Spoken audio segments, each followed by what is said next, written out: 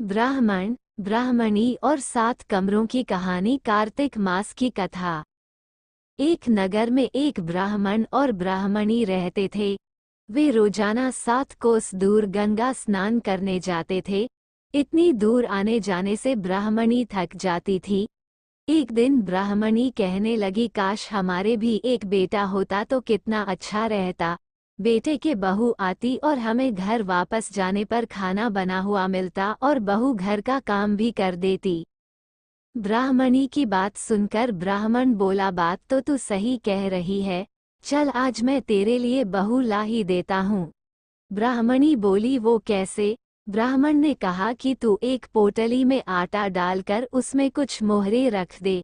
ब्राह्मण के कहे अनुसार ब्राह्मणी ने पोटली बांध कर दे दी। पोटली लेकर ब्राह्मण चला गया। ब्राह्मण अभी कुछ ही दूर गया था कि उसे नदी के किनारे बहुत ही सुंदर लड़कियां दिखाई दी। वे रेत में घर बनाकर खेल रही थी। उनमें से एक लड़की ने कहा कि मैं अपना घर नहीं तोड़ूंगी, मुझे तो रहने के लिए ये घर चाहिए। लड़की की बात सुनकर ब्राह्मण मन ही मन सोचने लगा कि बहू बनाने के लिए ये लड़की सही रहेगी। जब वह लड़की जाने लगी तो ब्राह्मण भी उसके पीछे पीछे उसके घर तक चला गया। वहां जाकर ब्राह्मण ने उससे कहा, बेटी, अभी कार्तिक मास चल रहा है, इसलिए मैं किसी के घर खाना नहीं खाता। मैं आटा लेकर आया हूँ, तुम अपनी माँ से पूछो कि क्या वह मेरे लिए आटा छानकर 4 रोटी बना देगी। यदि वह मेरा आटा छानकर रोटी बनाएगी तो ही मैं रोटी खाऊंगा। लड़की ने जाकर अपनी माँ से सारी बात कह दी। माँ ने कहा, ठीक है, जाकर बाबा से कह दे कि वो अपना आटा दे दे, मैं रोटी बना दूंगी।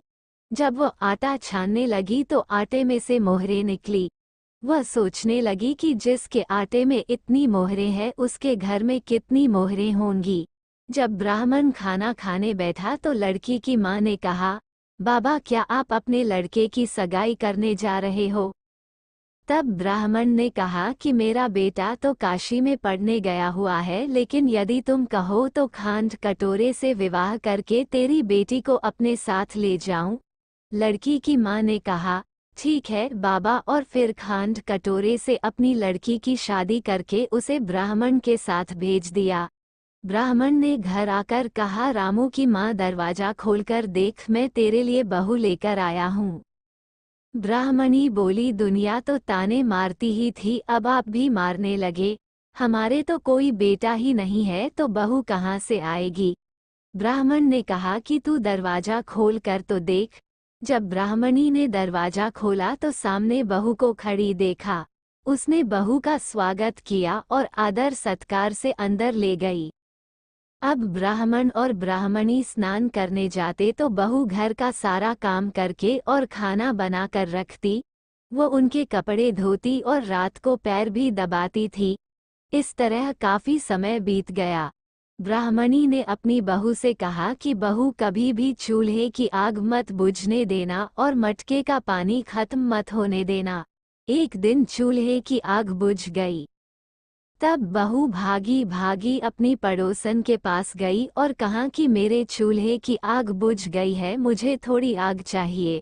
मेरे सास ससुर सुबह 4 बजे से गए हुए हैं, वह थके हारे आएंगे, इसलिए मुझे उनके लिए खाना बनाना है। तब पड़ोसन ने कहा कि तू तो बावली है, तुझे ये दोनों मिलकर पागल बना रहे हैं, इनके कोई बेटा नहीं है। बहू ने कहा, नहीं, ऐसा मत बोलो, इनका बेटा तो बनारस काशी में पढ़ने गया हुआ है। तब पड़ोसन ने कहा कि यह तुझे झूठ बोल कर लाए है, इनका कोई बेटा नहीं है। अब बहू पड़ोसन की बातों में आ गई और कहने लगी कि अब आप ही बताओ मैं क्या करूं। पड़ोसन ने कहा कि करना क्या है, जब तुम्हारे सास ससुर आए तो जली फूंकी रोटियां और बिना नमक की दाल बना कर देना। खीर का चमचा दाल में और दाल का चमचा खीर में डाल देना। वह पड़ोसन की सारी सीख लेकर घर आ गई और जब उसके सास ससुर घर आए तो उसने ना तो उनका आदर सत्कार किया, ना ही उनके कपड़े धोए। जब उसने सास ससुर को खाना दिया तो सास बोली, बहू, आज ये रोटियां जली फूंकी क्यों है और दाल भी बिना नमक की है। तब बहू ने पलटकर जवाब दिया कि एक दिन ऐसा खाना खा लोगे तो कुछ बिगड़ नहीं जाएगा तुम्हारा। सास ससुर को खरी खोटी सुनाकर वो फिर से पड़ोसन के पास गई और बोली कि अब आगे क्या करना है। पड़ोसन ने कहा कि अब तुम सातों कोठों की चाबी मांग लेना।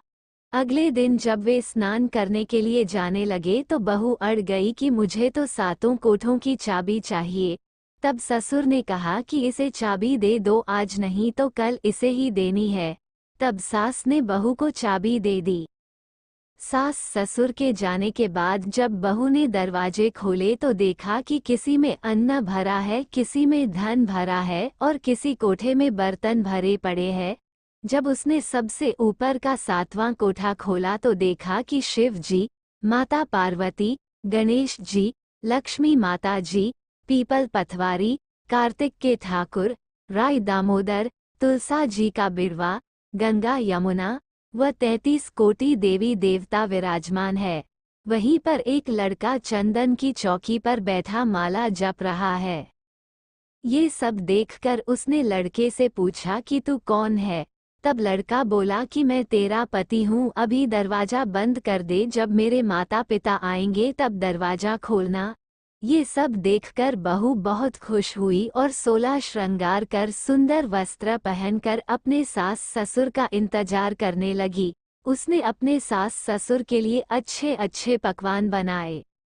जब उसके सास ससुर घर पर आए तो उसने उनका आदर सत्कार किया और प्रेम पूर्वक खाना खिलाया और पैर पैर दबाने लगी। पैर दबाते दबाते बहू ने कहा कि माँ, आप इतनी दूर गंगा यमुना स्नान करने के लिए जाती हो तो आप थक जाती हो, इसलिए आप घर पर ही स्नान क्यों नहीं करती हो। ये सुन सास कहने लगी कि बेटी, गंगा यमुना घर पर तो नहीं बहती है। तब उसने कहा, हाँ माँ जी बहती है, चलो मैं आपको दिखाती हूँ। जब बहू ने 7वां कोठा खोल कर दिखाया तो उसमें शिव जी, पार्वती जी, गणेश जी, लक्ष्मी जी, पीपल पथवारी, कार्तिक के ठाकुर, राय दामोदर, तुलसा जी का बिड़वा, गंगा यमुना बह रही है और 33 कोटि देवी देवता विराजमान है। वही चौकी पर बैठा एक लड़का माला जप रहा है। माँ ने कहा कि बेटा तू कौन है। लड़का बोला, माँ मैं तेरा बेटा हूँ। तब ब्राह्मणी ने पूछा कि तू कहाँ से आया है। लड़के ने जवाब दिया कि मुझे कार्तिक देवता ने भेजा है। ब्राह्मणी ने कहा कि बेटा, ये दुनिया कैसे मानेगी कि तू मेरा बेटा है। ब्राह्मणी ने कुछ विद्वान पंडितों से मदद मांगी। पंडितों ने कहा कि इस पार बहू बेटा खड़े हो जाए और उस पार ब्राह्मणी खड़ी हो जाए। ब्राह्मणी ने चमड़े की अंगिया पहनी हो और छाती में से दूध की धार निकलकर बेटे की दाढ़ी मूंछ भीगे और पवन पानी से गठजोड़ बांधे, तब मानो कि यह बुढ़िया का ही बेटा है। उसने ऐसा ही किया। चमड़े की अंगिया फट गई और छाती में से दूध की धार निकलकर बेटे की दाढ़ी मूंछ भीग गई।